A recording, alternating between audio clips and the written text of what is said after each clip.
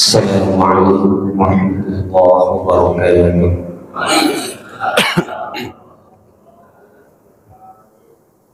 Bismillah. Alhamdulillah.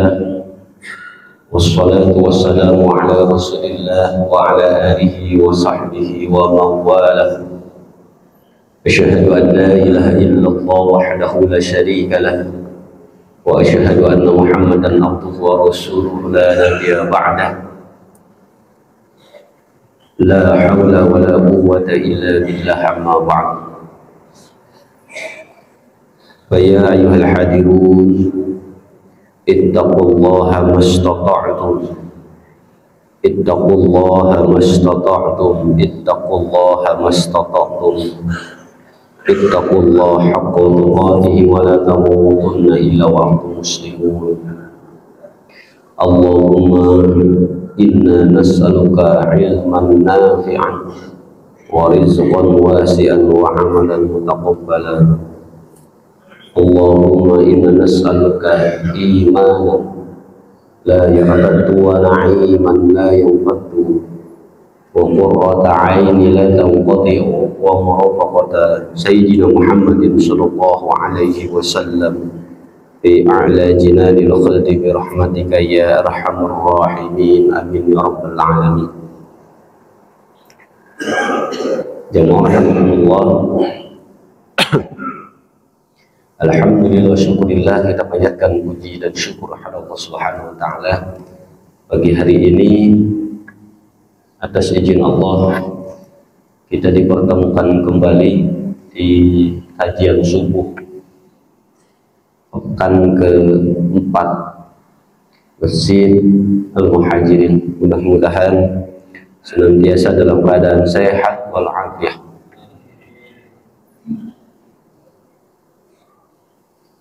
dalam keadaan senantiasa mendapatkan hidayah dan taufik, serta amal kita dijadikan sebagai salah satu catatan amal baik di hadapan Allah Subhanahu wa taala. Kelak ini menjadi bekal buat kita menghadap Allah Subhanahu wa taala sebagai hujjah apabila sebagian usia kita dipertanyakan oleh Allah, kita bisa menjawab bahwa usia ini telah kita jadikan sebagiannya untuk jalan mencari ilmu. Jamaah rahimakumullah. Kita lanjutkan kajian kita di sebuah kitab yang dikarang oleh Syekh Burhanuddin Danuji, mengajarkan kepada kita bagaimana tata cara mencari ilmu dan pengetahuan serta mengamalkannya, metodenya, manajemennya sampai pada barokah. Pada subuh kali ini kita sudah sampai pada bagaimana seseorang yang mencari ilmu itu agar mendapatkan manfaat barokah daripada ilmu yang didapatkan. Sudah barang pasti kita berharap baik untuk diri kita maupun untuk keluarga, wabil khusus anak kita yang sedang berproses dalam hidup ini tentu mendapatkan manfaat dan barokah dari ilmu. Kita berjuang, khususnya kaum bapak, mencari nafkah selain untuk mencukupi kebutuhan, juga untuk pendidikan anak. Nah, pada akhirnya pendidikan ini baik dari tingkat PAUD naik ke TK, SD, SMP, SMA, atau MI, MTS, aliyah. Kesananya bisa ke universitas Islam atau ke sekolah atau universitas yang rata-rata setelah selesai jenjang itu yang diakhiri dengan bentuk seremonial wisuda.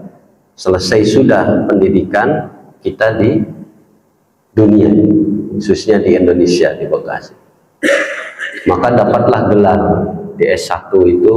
Mungkin kalau dari ekonomi SE, dari pendidikan SPD, dari teknik ST, dari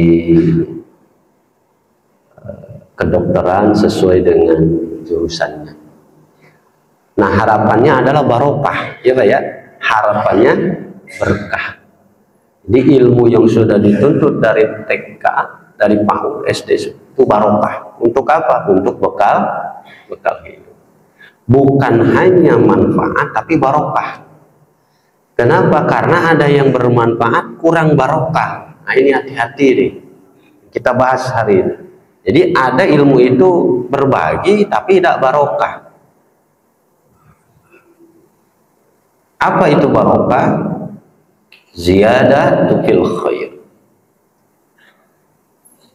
Bertambahnya kebaikan baik dalam bentuk jasmani maupun rohani, terlebih dalam bentuk materi. Maka bahasa orang kampung saya, mungkin di sini juga sama. Setelah anak itu sekolah dari TK, SMP, SMA, dapat ilmu, maka dia orientasinya itu bekerja, ya Pak ya, Nah, bekerja itu kan sesungguhnya itu untuk mendapat barokah, bahasa agamanya.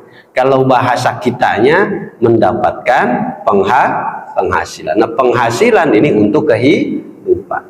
Ada kalanya ilmu ini, baik ilmu yang secara khusus di bidang agama maupun yang umum, itu bermanfaat tapi tidak barokah. Kita bahas. Bismillahirrahmanirrahim. Wakila, dan dikatakan man asharo nafsahu, man asharo, barang siapa yang suka bangun, orang itu bangun nafsahu,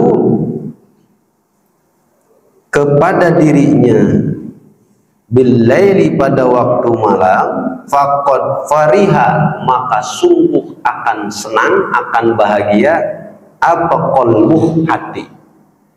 Jadi salah satu metode apabila kita ingin mendapatkan barakatul ilmi setelah manfaat adalah orang yang suka bangun malam. Pada 2 bulan yang lalu sudah dibahas. Nah, ada manfaat orang yang suka bangun malam. Tentu bangun malamnya tahajud, ya, tahajud, sholat taubat, sholat istikharah, sholat hajat, apalah, sholat sunnah, kemudian zikir, kemudian baca Quran dan seterusnya. Jadi bukan malam, bangun malam nonton bola, bukan, ya. Bangun malam gaplek, bangun malam remi, nonton bulu tangkis sampai dibelotot ini tuh mata, walaupun ngantuk. Kalau bilang, apalagi kalau lagi musim piala Copa, ya, iya Pak, apalagi lagi musim Piala Dunia, oh manteng terus. Bangun sih bangun malam, tapi begadang. Saya juga sering keluar kalau subuh begini, misalkan ke sini atau ke beberapa tempat. Itu di jalan itu banyak yang bangun malam, Pak. Banyak. Saya berangkat jam 3, 3:30. Itu banyak yang bangun itu. Saya lihat orang manusia ini bangun, tapi bangunnya bukan yang tadi.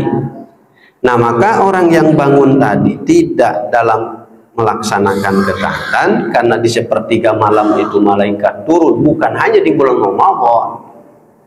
Maka faqad fariha qalbah, besoknya ketika bangun malam laksanakan ketaatan, hatinya suka bahagia. Ini jaminannya dari Allah. Senang aja menjalani kehidupan itu. Apalagi kalau disambung pada sholat subuh seperti ini berjamaah. Wala budda, dan tidak boleh tidak, dan harus li talibil ilmi, bagi seorang yang mencari ilmu, minal muwadhabah, dari senantiasa istiqomah langgeng bidarsi, dengan memudars. Maka di bulan Ramadan ada yang disebut dengan tadarrus, darrosa yudarrisu, membaca ulang, membaca terus, mengingat. Nah, di kalangan pengajian-pengajian yang rutin, walaupun bentuknya bandongan atau bentuknya tasmi, mendengarkan seperti ini darsen ini tidak begitu berjalan. Berbeda dengan ketika seseorang yang memang mencari ilmunya di tempat-tempat khusus, misalkan seperti pesantren, boarding school, rumah-rumah Quran, rumah-rumah tahfidz. Maka di situ ada metode murojaah. Di dalam ilmu khitabah ada namanya munadharah, ada namanya kemudian khitabah. Nah, ini tujuannya agar ilmu yang sudah dipelajari ini kemudian terregister ulang di dirinya orang yang mencari ilmu.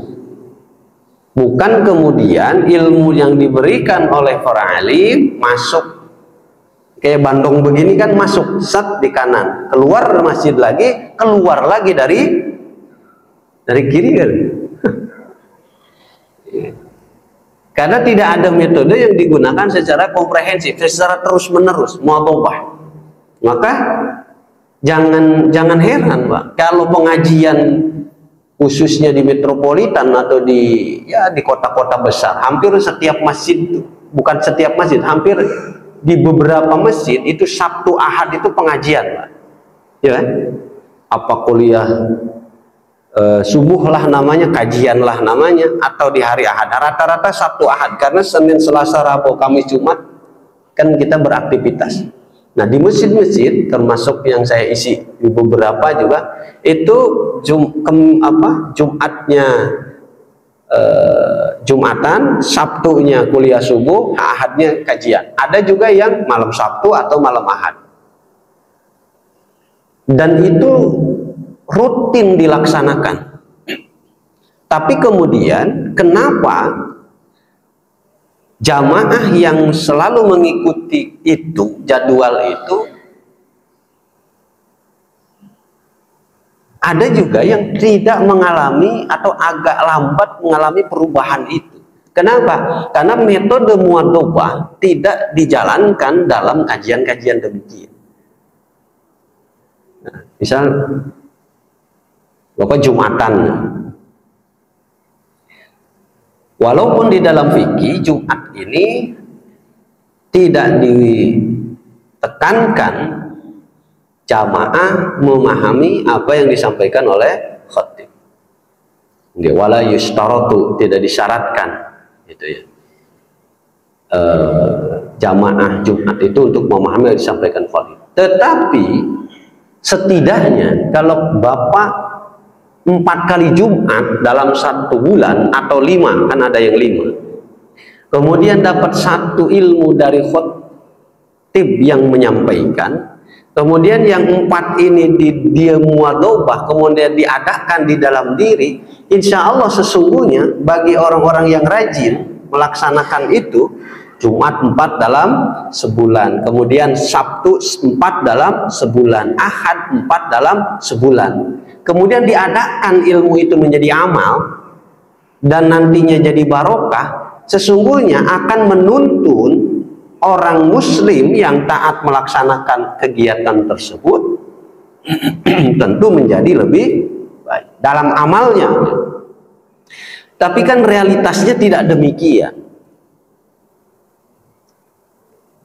Ada juga yang sering di Jumat, Sabtu, Ahad pelaksanaannya, ya tetap aja demikian.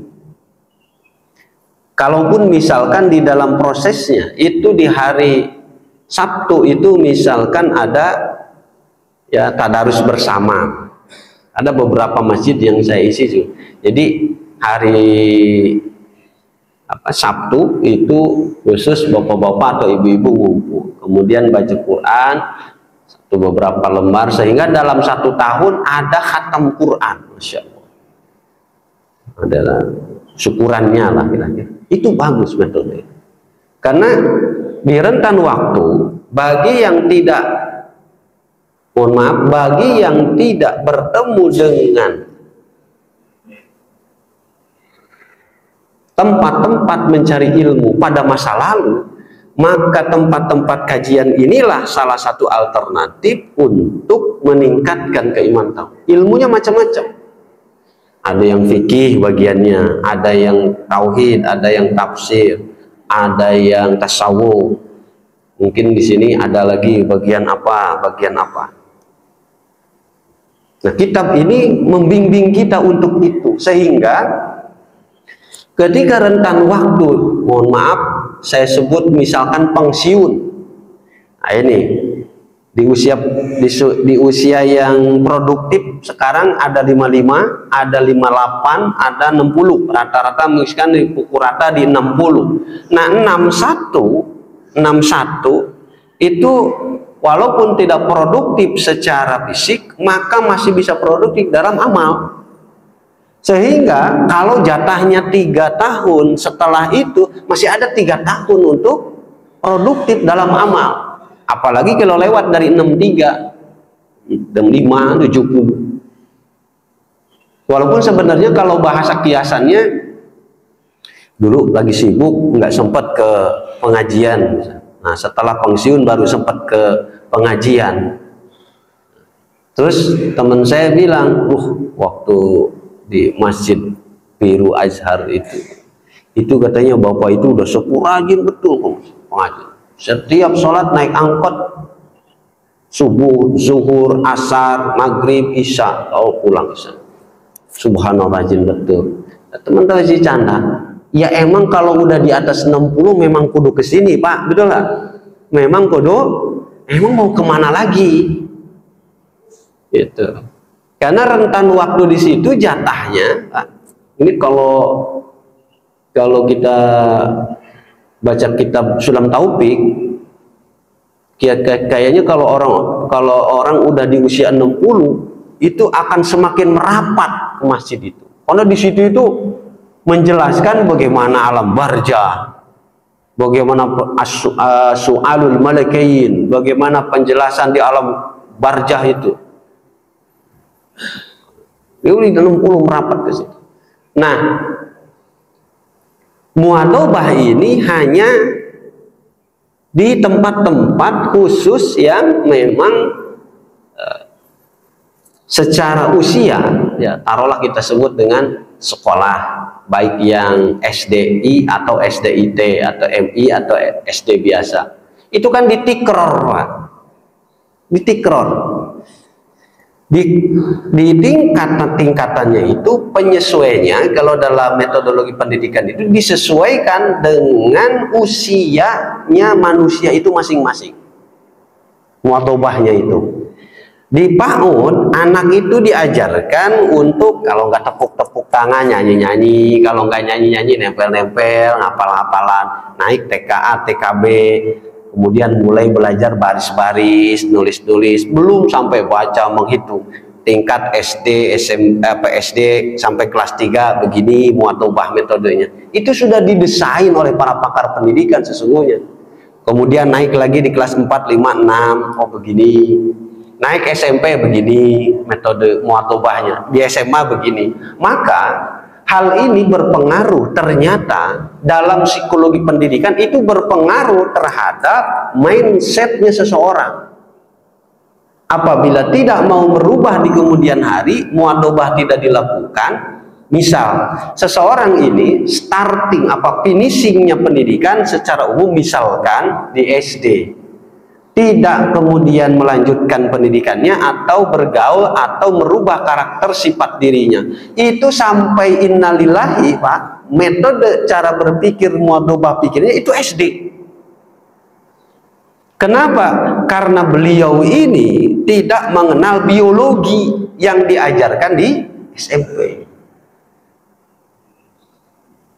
Naik lagi ke SMA sama tingkatannya.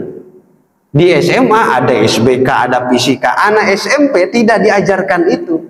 Naik lagi ke S1, di S1 ada karya ilmiah, kemudian di ujungnya dengan mata-mata kuliah yang kemudian ada sempro dan skripsi, kemudian sidang, setelah sidang ada wisuda, walaupun itu wisuda ada di tiap tingkat.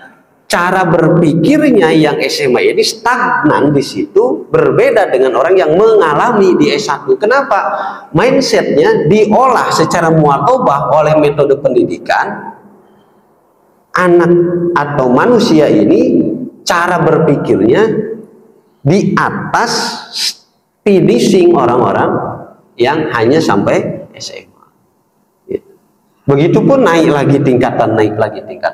Iman pun sama demikian, keimanan, amal ibadah pun sama demikian. Maka muadzabatu ala dars ini penting, Pak. Nah, kita membahasnya ke keimanan misalkan. Keimanan seseorang kalau tidak dimuadzabah, tidak diperbaharui, itu bahaya. Kenapa? Setiap kita sholat dalam setiap waktu itu ada syahadat, ya Pak ya, suka dibaca kan? Ketika tasyahud subuh di rakaat kedua, zuhur 2 kali kita syahadat, asar 2 kali kita syahadat, maghrib 2 kali kita syahadat, isya 2 kali kita syahadat. Itu muadzabah sesungguhnya. Kenapa? Kalau tidak demikian menumpuk selain zikir yang lain. Kenapa? Karena bisa jadi keimanan yang tidak dimuadzabah, diperbaharui, didereskan dalam diri kita dari subuh ke zuhur, jangan-jangan nih kita, lisan kita berdosa, mata kita, hidung kita, telinga kita, mulut kita, badan kita, atau jangan-jangan hati kita. Salah satu contoh misalkan,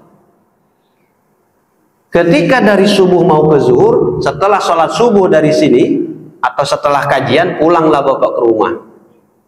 Di jalan ketika naik motor, kemudian hati kita bilang ada orang lewat motor.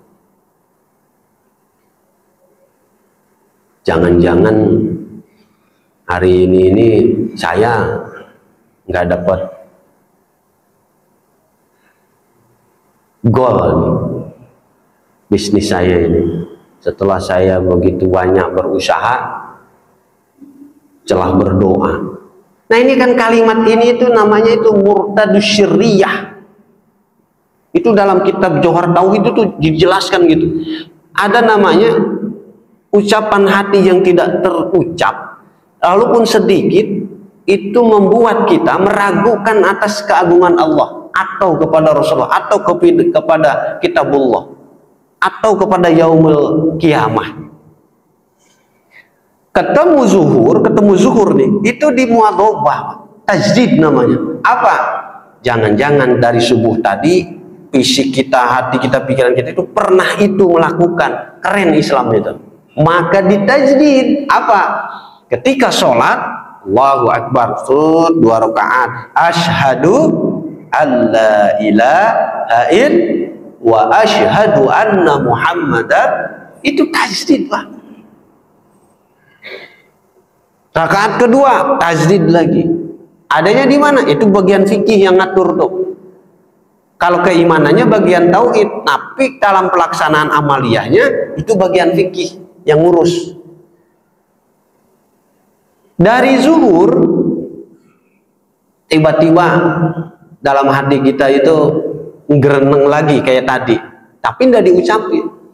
Ini udah kesana kemari, tapi kok belum juga datang ini.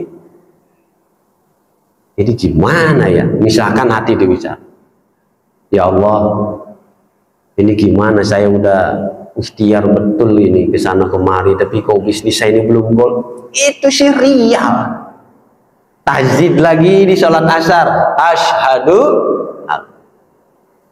Begitupun dari asar ke maghrib.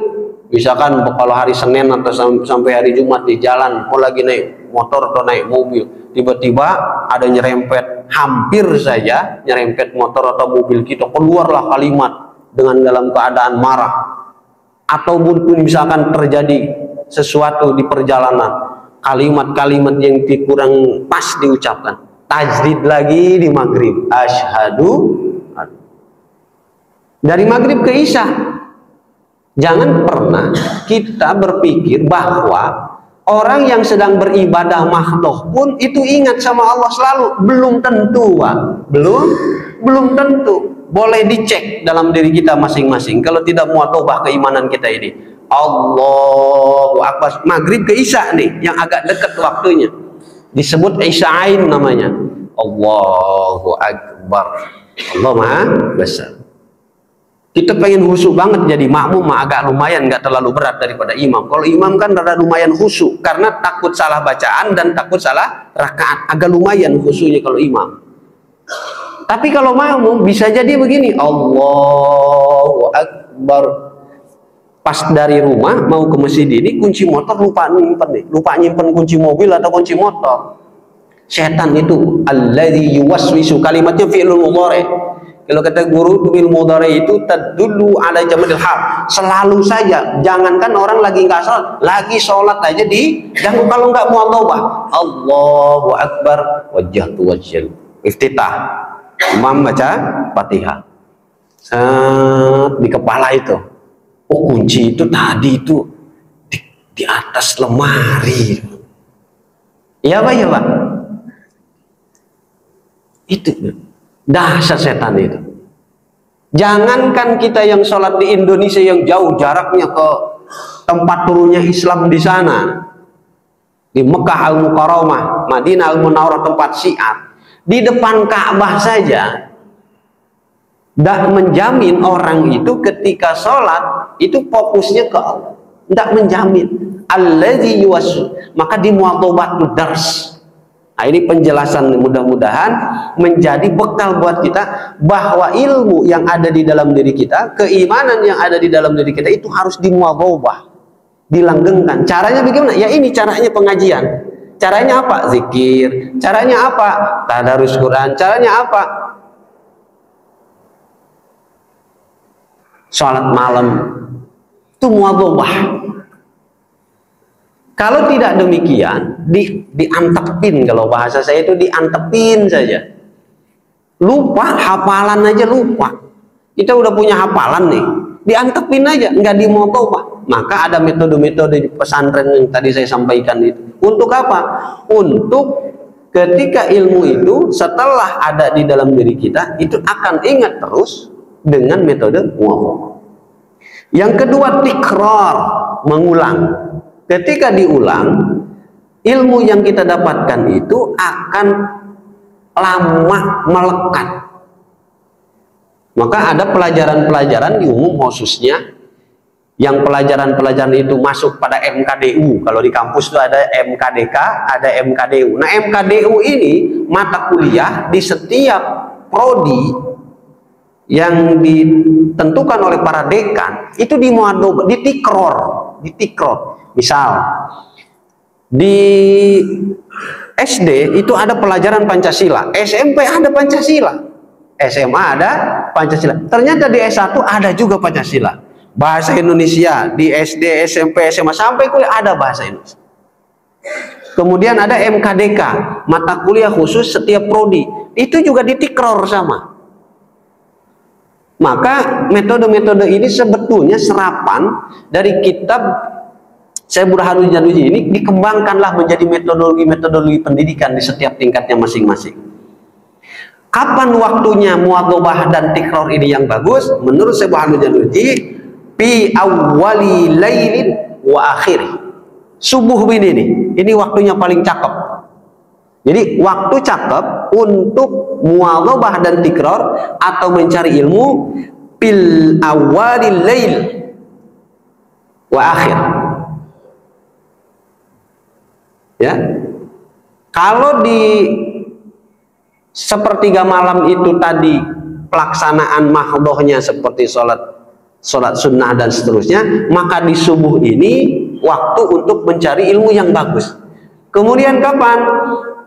Di waktu ketika matahari tenggelam, maghrib lah kira-kira, setelah maghrib.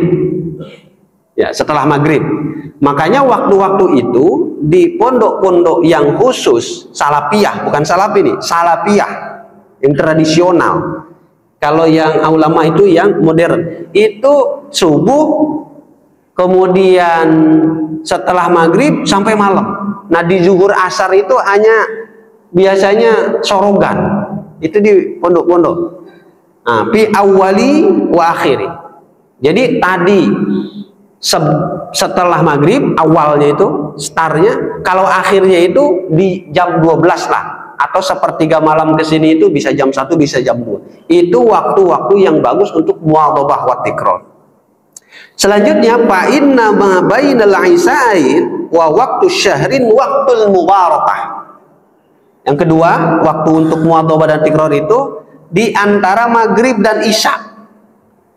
Nah, makanya pesen katanya kok bisa mah, kalau bisa kita udah masuk masjid ataupun di rumah kebetulan sedang berjamaah dengan istri, dari maghrib ke isya usahakan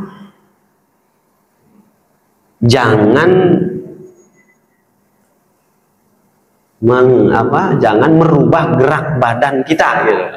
Jadi setelah maghrib itu kalau usahakan ya sekali-kali upayakan setelah maghrib itu tetap duduk menghadap kiblat, apalagi kalau di masjid isi waktu itu untuk zikir. Kalau kita di masjid misalnya, kalau di rumah kan bersama istri bisa tadarus Quran atau yang lain, atau bisa mutolaah ilmu atau apa.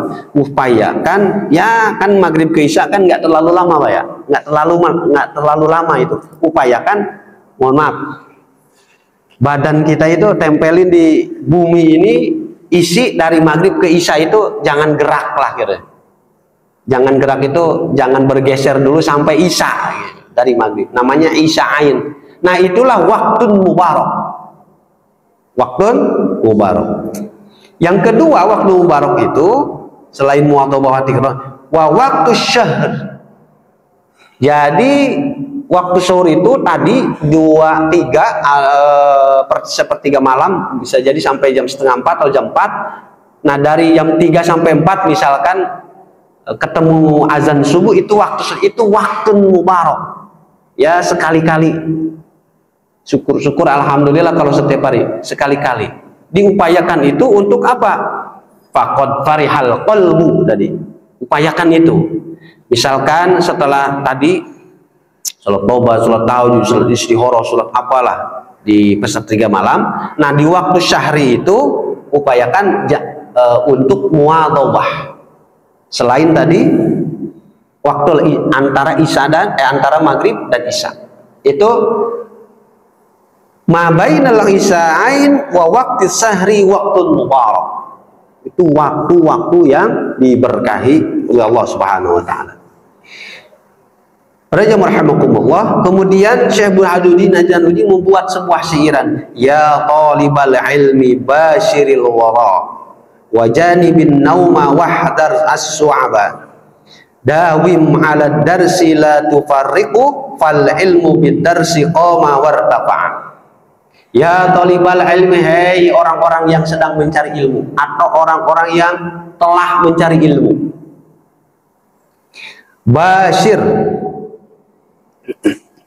harus menetapkan dirimu al-wara'a terhadap apik.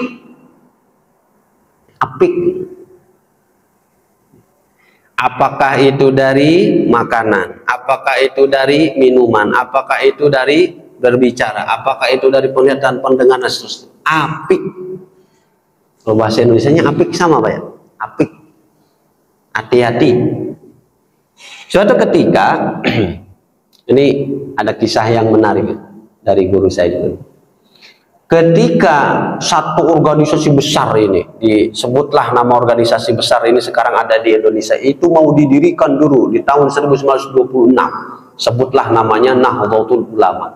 Ada seorang kiai yang diamanahi untuk menemui gurunya, dibekali untuk menitipkan pesan kepada guru yang satu. Nah, karena beliau ini santri, ketika jalan dari setempat ke tempat lain itu diamanai, ini bekal, sampaikan amanat ini ke A. Di perjalanan kan manusia lapar, Pak, lapar, pengen makan, itu ndak berani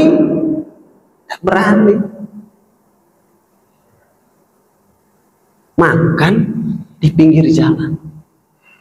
Ini ada adab-adaban ulama-ulama dulu, sehingga banyak yang kemudian naik derajatnya menjadi wali, naik derajatnya menjadi arifun, menjadi waqifun. Salah satunya ya sebetulnya, makanya saya dipercaya ini santri kok nongkrong makan pinggir jalan, hilang maruah, ada gitu bahasanya. Ini kan udah menjadi budaya di Indonesia itu. Menjadi budaya, dan itu dianggap biasa sebetulnya, dianggap biasa, dan memang tidak haram hukumnya, tidak dilarang. Tetapi bagi orang-orang yang alimun wa arifun alimun wa faqihun wa arifun, itu hal yang memang dijaga. Ketika itu makan, ketika itu minum, dan seterusnya. Kalaupun memang beli dibawa ke rumah, makan di rumah, tidak nongkrong, apalagi sampai. Ini kan kalau Ramadan budaya orang muslim, bukan budaya orang non-muslim, budaya orang muslim. Menyengaja berbuka puasa di tempat terbuka, berngantri-ngantri, bahkan sholat maghribnya terlewat gara-gara buka bersama karena kemacetan untuk beli itu, atau kemacetan jalan, dan seterusnya. Nah, Syekh Burhanuddin Janujid sampai demikian mengajarkan kepada talibul ilmi, basyirul waraq. Ya minimal kita kalau mau dikit-dikit nyontoh, kalau kita mau beli sesuatu bawa, kemudian dibawa ke rumah, kemudian sama istri itu. Ya talibal ilmi itu mungkin bisa disampaikan juga kepada anak-anak cucu kita. Kan kita menjadi budaya demikian. Tetapi ternyata itu membuat sesuatu yang kepada kepakihan pikirannya, kecerdasan ilmunya itu berkurang. Kita ambil contoh, rahmatullah, kenapa ini harus dijaga, dan salah satu metode untuk menjadi basyirul waro itu pakai saum. Makanya sering mungkin pernah dengar ada yang disebut dengan saum sunnah biasa, ada yang saumnya itu saum weton, itu dirinya itu hari apa dipuasain. Itu metode-metode pembersihan. Walaupun sebagian ada yang tidak sepakat tentang itu, tapi ada juga yang melakukan itu. Ada lagi yang memang cara untuk waro itu yaitu, bayangkan Pak, ketika kita makan, ketika minum, satu-satunya benda di muka bumi yang masuk ke dalam tubuh itu cuma itu dua, cuma itu, makanan dan minuman.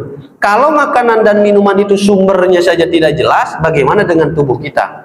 Jelas sih halal, tapi cara prosesnya kurang begitu bagus. Bagaimana dengan tubuh kita? Di dalam fikih diatur bahwa tempat itu harus suci ketika kita akan memakai barang itu. Sekarang kita makan di tempat yang kadang-kadang pembersihan alatnya itu ya kurang begitu baik. Misalkan ada piring, ada gelas, ada sendok, ada garpu, ini ember, cuman dicelupin doang. Dicelupin, pindah ke ember yang satu, dicelupin, terus dilap, dipakai lagi. Itu dari kacamata ta'lim. Sekarang dari kacamata kesehatan, kira-kira menurut kacamata medis itu bersih enggak? Menurut medis nih, sepertinya tidak, kecuali kalau yang dikucur selontok. Nah ternyata yang demikian itu mempengaruhi tubuh kita, makanan dan minuman. Belum apalagi, belum bumbu yang ada di dalam masakan itu, kemudian bahan baku yang ada di masakan itu, cara memasaknya. Sementara sementara kita tidak pernah menelaah kan itu apa yang dimakan, tidak pernah.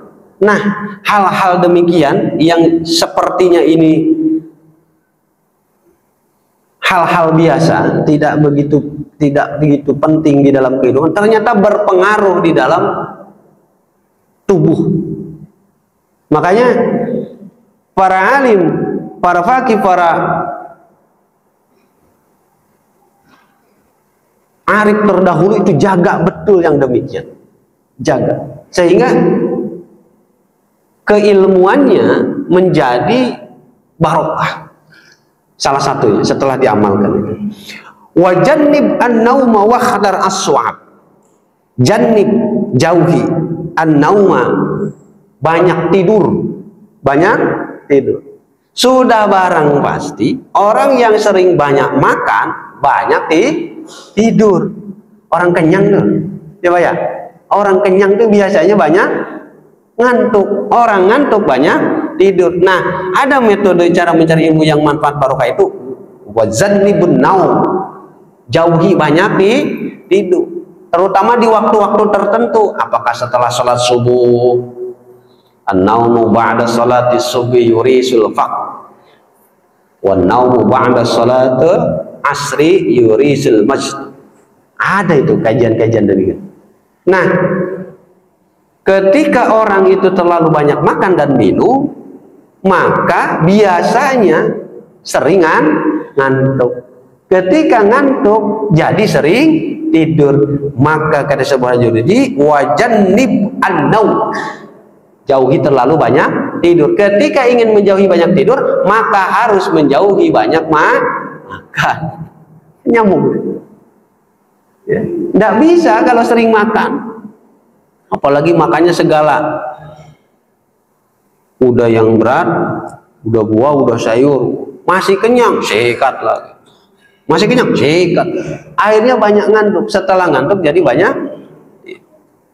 Wahdari su'ab, dan harus takut. Apa as-su'ab? Terlalu kenyang. Mungkin Bapak pernah dengar, jamaah pernah dengar, Rasul itu berhenti sebelum kenyang. Pernah dengar lah, ada kisah itu. Kalau kita kan enggak, berhenti setelah sekenyang-kenyangnya. Berhenti setelah kenyang. Apalagi kalau misalkan ada, mohon maaf, ada syukuran apa pernikahan atau apa. Kan makanan cakep-cakep tuh Pak ya, makanan cakep-cakep tuh. Apa segala sate, apa segala sop, apa segala kentang, apa segala, wah macam-macam udah berjejer, ada tulisannya tuh. Belum yang buah-buahannya, belum yang es-esannya, belum yang anget-angetnya, belum yang makanan apa cemilannya. Wah, ditatap Pak, kalau bahasa kampung saya itu ditatap tuh apa ya? Dicobain semua. Dia ini. Sampai berat. Orang udah kenyang Pak, bulan Ramadan contohnya, ketemu maghrib, kalau kenyang nyender buka baju, ya Pak ya, aduh gerah, berat itu mau terawih, mau isya, apalagi terawihnya jam 23, makanya kurang laku yang 23 itu. Kenapa? Berat Pak, dalam hitungan rakaat ya. As-su'ab, nah ini su'ab ini terlalu sering kenyang. Pernah dengar kisah Rasul sering lapar Rasul sampai diganjel pakai. Dan metode-metode itu adanya di ilmu tasawuf. Kalau ini kan ilmu ta'lim, jadi beda. Kadang-kadang keumuman kita itu berhenti sekenyang-kenyangnya, setelah kenyang baru berhenti. Akhirnya apa?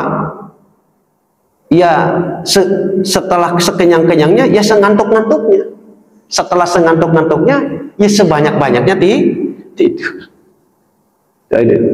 Nah dari situ tuh dawim ala darsi, bagaimana kita mau menjadi orang yang istiqomah, dawim, mudawamah, sementara kita sering tidur akibat terlalu banyak makan. Saya kira di dalam ilmu ini kalau diaplikasikan, dipraktekkan di dunia-dunia usaha ekonomi, disebutlah misalkan di apa namanya itu, etika bisnis. Jadi kan ada mata kuliah, kebetulan saya juga ngajar itu di etika bisnis. Orang yang bertanggung jawab disiplin, salah satunya dia tepat datang waktu bekerja. Bagaimana itu akan terjadi apabila orangnya terlalu banyak makan sehingga banyak ngantuk dan terlalu banyak tidur, dan itu tidak akan terjadi kedisiplinan dan tanggung jawab karena akibat itu.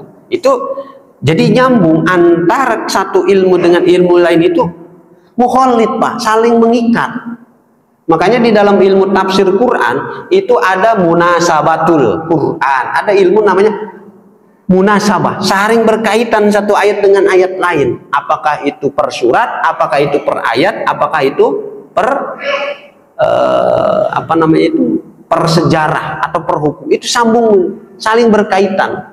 Nah, dawim ala darsi ini itu tidak akan terjadi apabila seseorang itu ya tadi as-su'ab,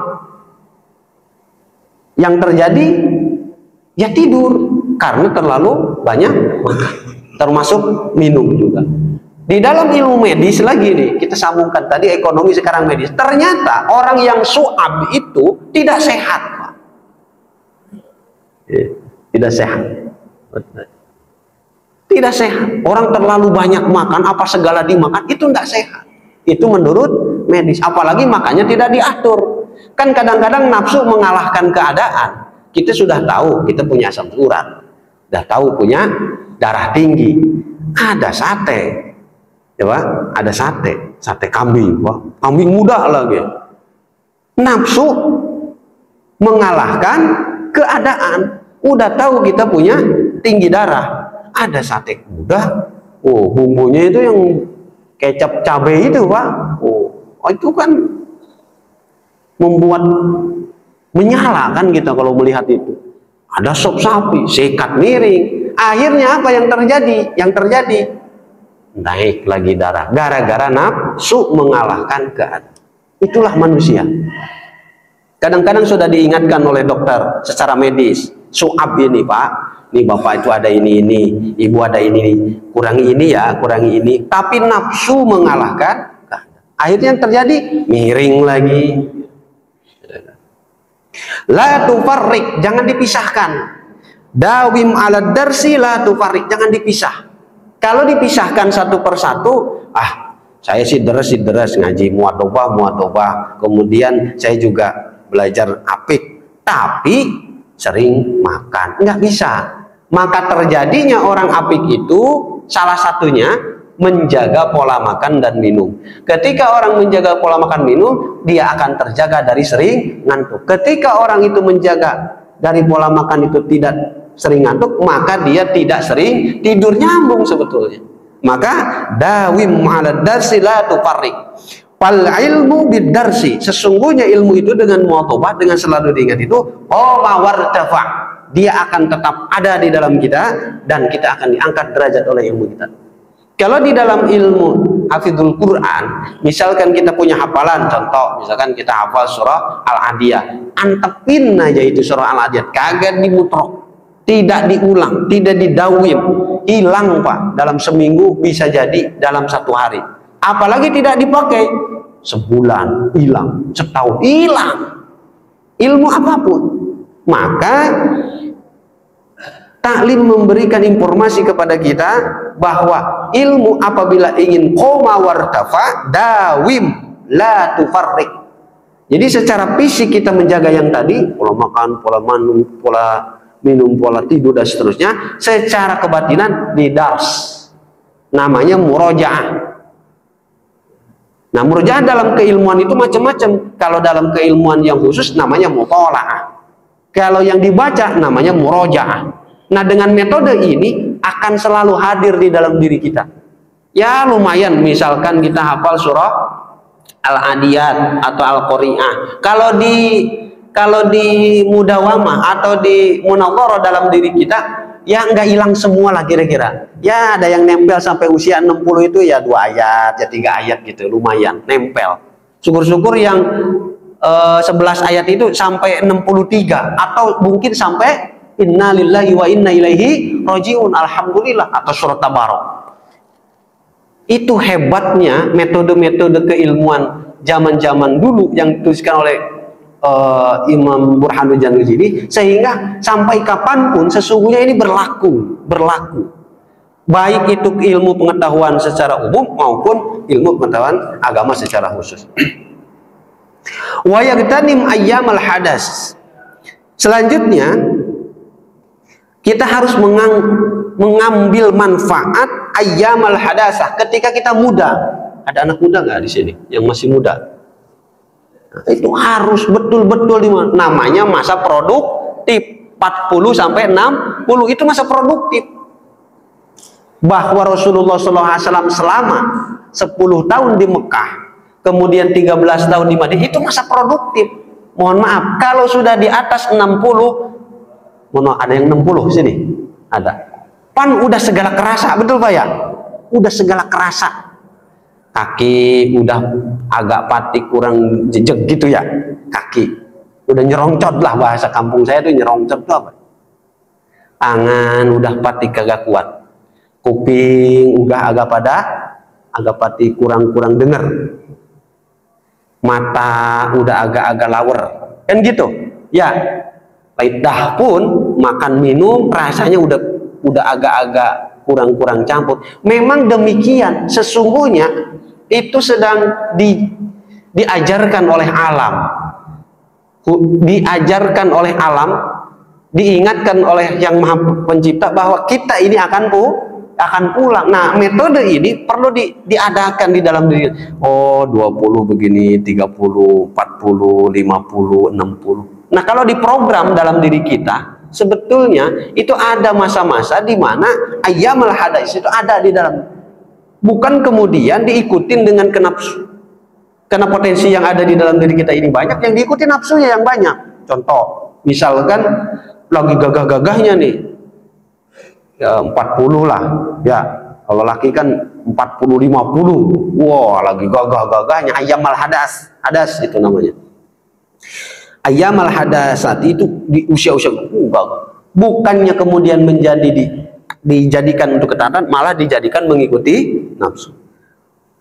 Wa unwani as-sabab. Yang kedua itu ketika kita waktu itu ketika masih muda itu kamakilah sebagaimana dikatakan biqadril kadito atau mataru, dengan ukuran kita payah dalam kehidupan itu atau mataru kita mendapatkan kemuliaan. Jadi ketika masa-masa produktif di usia 40 itu Pak, 40 sampai 60 itulah, itu harus benar-benar dimanfaatkan masa produktif. Kenapa? Saya sama Ustadz Jen ngisi di sini ya, Ustadz Jen Sarnoto ngisi kan di sini. Nah, sama beliau itu kami punya program namanya BIUS dulu, Bimbingan Islam Usia Senja. Ternyata Pak, di program itu yang diadakan di dalam pelatihan-pelatihan itu di usia MPP itu 58 atau 57 ke 60 ya, MPP itu banyak orang yang mohon maaf stres, banyak yang stres di usia MPP itu 57, 58, 60 nih pensiun. Kenapa? Yang terbiasa masa produktif tiba-tiba stop. Ya, yang segala apa stop. Ini itu kalau tidak dipersiapkan, unwanus syabab, itu bahaya itu. Makanya ada program namanya BIUS mempersiapkan itu. Satu, MPP dunia, yang kedua MPP akhirat. Apa itu? Yaitu ketika udah sakit nggak bisa ngapa-ngapain di dunia ini, baik ibu maupun bapak, yang bisa cuman asyhadu an la ilaha illallah, astagfirullah, la ilaha illallah. Itu pun kalau ada yang bimbing, cuman itu yang bisa. Tangan udah nggak bisa gerak, kaki udah nggak bisa. Jadi MPP-nya ada dua, MPP ajil wa MPP ajil, ada dua. MPP dunia itu 60 lah, itu kan umum di depan Kementerian Tenaga Kerja itu rata-rata 58-60. Nah, ada MPP yang kedua, masa persiapan pensiun. Dari mana? Dari dunia. Masuk ke mana? Al-barzakhun, namanya unwanus syabab. Itu juga sama. Kalau yang ini masih bergerak, masih bisa bergerak walaupun aktivitasnya terbatas. Kalau yang kedua ini udah terlentang di kasur, udah terlentang. Itu MPP kedua. Nah, masa-masa itulah yang harus dipersiapkan oleh anak-anak kita. Itu. Saya pernah membaca seorang profesor doktor engineering, saya tidak sebut orangnya lah, dalam tulisan artikel yang sangat menarik saya kaji dari kata-kata itu. Beliau adalah pejabat di Indonesia. Beliau mengatakan ketika di akhir hayatnya, yang MPP kedua nih, sudah tidak bisa apa-apa, sudah di kasur, beliau mengatakan, saya keliru mendidik anak saya jauh dari agama. Ini beliau yang mengatakan nih, saya keliru mendidik anak saya jauh dari agama. Ketika saya sudah begini, anak saya malah sibuk mengurusi dirinya masing-masing dengan keluarga. Kenapa? Karena pendidikan yang itu hanya ada di agama. Jadi, mudah-mudahan jadi motivasi buat bersama ini. Bi qadril kaditu atau matarum paman roma almuna, maka barang siapa orang yang ingin mendapatkan kemuliaan, keagungan, lailan yakum, bangun malam. Nah, ini disebut jalur langit. Kalau saya bilang ini jalur langit nih. Jalur langit itu orang-orang yang rajin saum, orang-orang yang rajin nakit malam, itu langsung ke langit gitu. Jadi kalau kita mau naik derajat lah, itu kan ada yang mau jadi layan berapa itu? 11. Salah satu. Terus di surah Al-Lail. Kemudian di surah ada ayat fatahajjad wa minal laili fatahajjad nafilatan lak asa ayyab'asa maqaman mahmuda. Ternyata nyambung. Jadi nukilan kitab ini ke ayat yang tadi, orang yang mau salah satu metode ingin naik derajat, paman roma almuna lailan yahu, banyak bangun malam.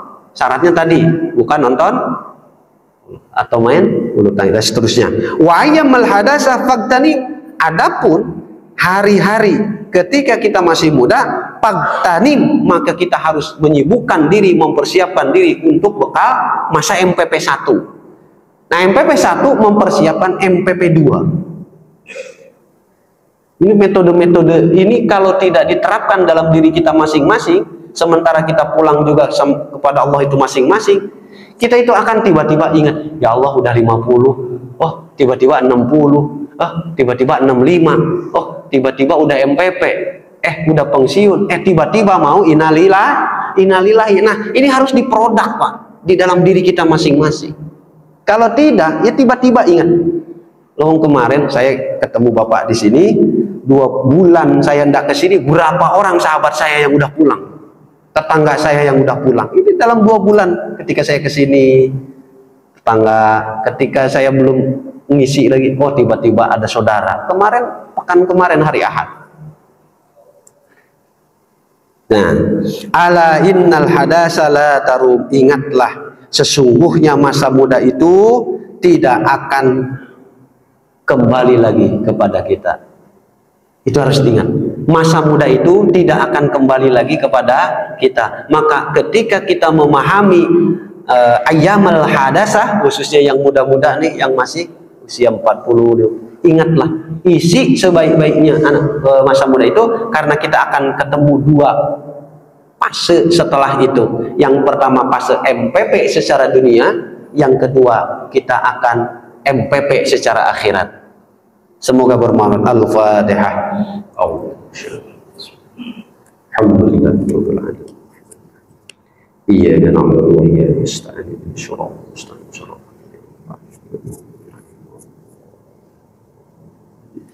Yang rahimahullah, demikian kajian subuh kita pada kali ini. Semoga bermanfaat. Maaf dan khilafan. Wassalamualaikum warahmatullahi wabarakatuh.